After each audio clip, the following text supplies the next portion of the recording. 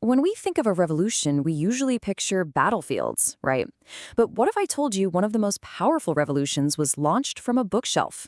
Today, we're diving into how three incredible sisters, Charlotte, Emily, and Anne Brontë, used their novels to start a quiet but fierce rebellion against one of the most rigid and contradictory times in history, the Victorian era. So, the Victorian Age? It kind of had a split personality.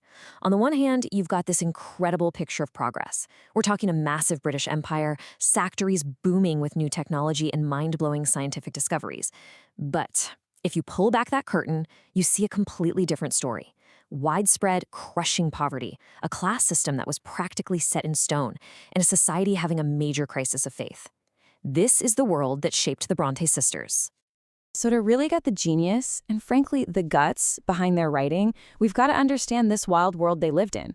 It was an age of super strict rules butting up against explosive, world-changing events, and the Brontës were smack dab in the middle of it all. All right, let's get our bearings on the timeline. It all kicks off in 1837, when Queen Victoria takes the throne. Soon after, the Industrial Revolution is going full steam ahead, totally changing how people live and work.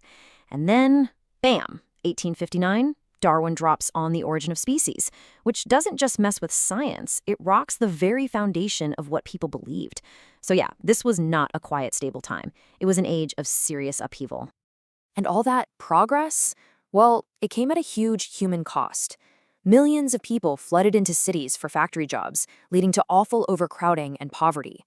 Society basically split into three camps: the tiny, super-rich upper class, a new and growing middle class, and then, well, almost everybody else, the massive working class, who faced just brutal conditions.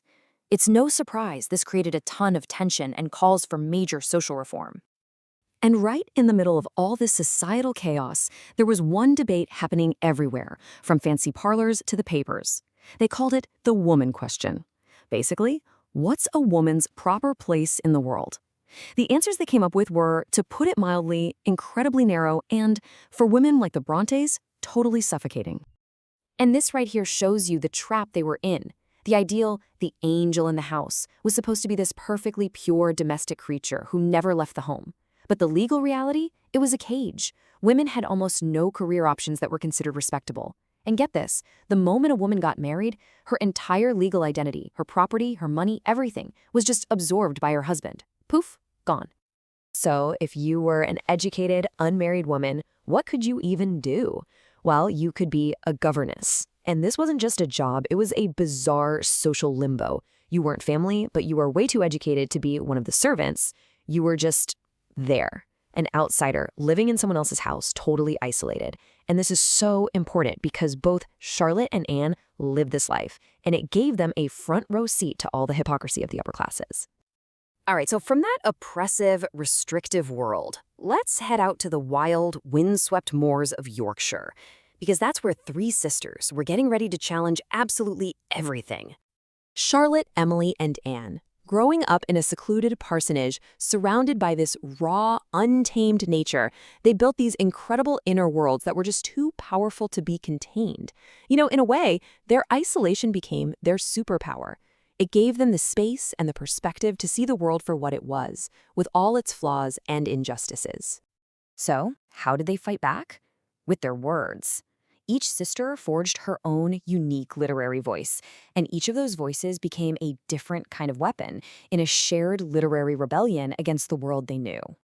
And this breaks it down perfectly. You have Charlotte, who focused on the inner self, basically arguing for a woman's right to have desires and be independent. Then there's Emily, who just dove headfirst into raw passion, exploring all the dark, messy emotions that Victorian society wanted to pretend didn't exist. And finally, Anne, who was the ultimate realist, using her novels to expose hard social truths. Let's start with Charlotte. Her great rebellion was to insist that women had rich, complex, passionate inner lives that were every bit as important as any man's. And she did this by using this intensely personal first-person style of writing that really put you right inside her heroine's head. And the result, of course, was Jane Eyre. Jane wasn't just some character. She was a living, breathing consciousness. Here's this poor, plain governess, a life Charlotte knew all too well, who demands to be seen and valued for her mind and her spirit. I mean, that famous line where she tells Rochester, "I am no bird, and no net ensnares me." For a Victorian audience, hearing a servant speak to her master with that kind of fire, it was absolutely electrifying. Next up, we have the mysterious Emily. She was intensely private, only wrote one novel, but wow, that one novel was a literary explosion that we're still feeling today. Wuthering Heights. Emily didn't just ignore the Victorian rules about polite, proper emotions. She basically lit them on fire.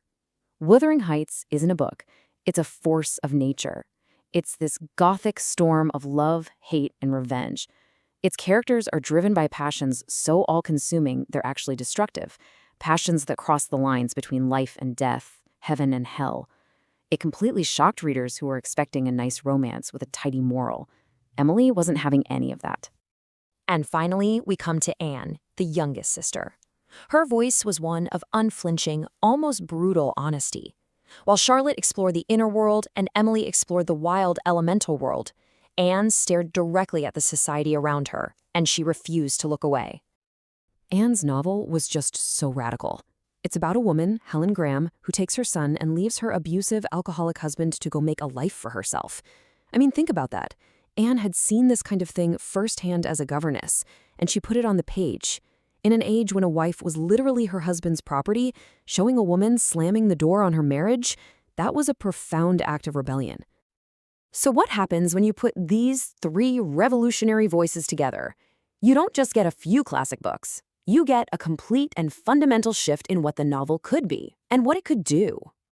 Their legacy is really threefold. First, they put the female experience front and center, giving a voice to women who had been silenced.